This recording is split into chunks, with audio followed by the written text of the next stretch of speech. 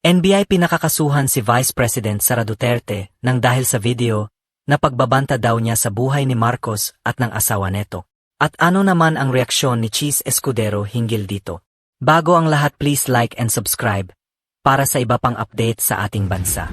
Sinabi ni Senate President Cheese Escudero na ang pagsasampa ng mga kasong kriminal ng National Bureau of Investigation (NBI) laban kay pangalawang Pangulo Sara Duterte ay hindi makakaapekto sa proseso ng impeachment sa mataas na kapulungan. Sa isang press conference noong Miyerkules, Pebrero 12, sinabi ni Escudero na walang kaugnayan ang mga kasong kriminal sa paglilitis ng impeachment at maaring isagawa ang dalawang proseso ng sabak. Ayon kay Escudero, hindi hihilingin ng Senado ang parehong ebidensyang ihaharap sa korte. Ipinaliwanag ng pinuno ng Senado na bilang isang impeachment court, ang mataas na kapulungan ay isang pasibong katawan at nasa panig ng prosekusyon at depensa ang tungkuling magtipon ng ebidensya. Ang isang impeachment court, tulad ng anumang hukuman, ay isang pasibong katawan, anya. Samantala, nagsampa ang NBI sa Department of Justice ng mga kasong inciting to sedition at grave threat laban kay Duterte matapos niyang sabihin na kumuha siya ng taong papatay kina Pangulong Bongbong Marcos, unang ginang Liza Araneta Marcos, at House Speaker Martin Romualdez kung siya ang maunang mapatak. Gayunpaman, mariing itinanggi ni Duterte na nagbanta siya laban kay Marcos at sa kanyang pamilya.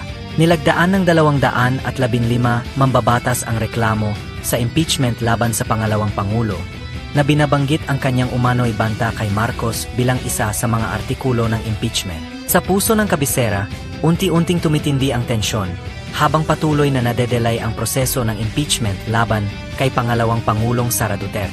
Mula sa isang mainit na labanan sa politika, unti-unti itong nagiging isang mas malawak na krisis, isa na ikinababahala ng mga mambabatas na maaring humantong sa kaguluhan. Tumayo sa harap ng mga mamamahayag si Kinatawan Miguel Santos, isang veteranong mambabatas, na may bakas ng pag-alala sa mukha. Nakakakita tayo ng nakakabahalang pagdami ng mga pagbabanta, hindi lang laban sa unang mag-asawa, kundi pati na rin kay Speaker Velasco, anya, sa isang matatag ngunit seryosong tinig. Ang Kongreso ay tila naging larangan ng digmaan ng retorika, kung saan nagliliparan ang mga paratang mula sa magkabilang panig. Ngunit sa labas, mas matindi ang pangani. Sunod-sunod ang mga ulat ng mga hindi kilalang mensahe, mga babalang nakasulat sa peder ng lungsod, at ang pagtaas ng seguridad sa paligid ng Pangulo at unang gina.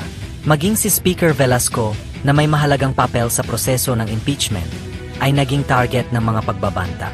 May mga nagsasabing sadyang pinapatagal ang proseso upang protektahan ang pangalawang Pangulo, habang ang iba naman ay naniniwalang bahagi ito ng isang mas malaking plano upang guluhin ang kasalukuyang administrasyon.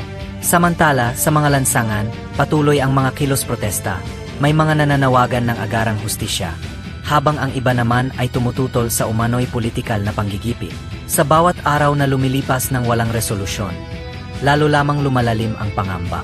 Habang dumidilim ang kalangitan sa kabisera, isang mahalagang tanong ang bumabalot sa bansa.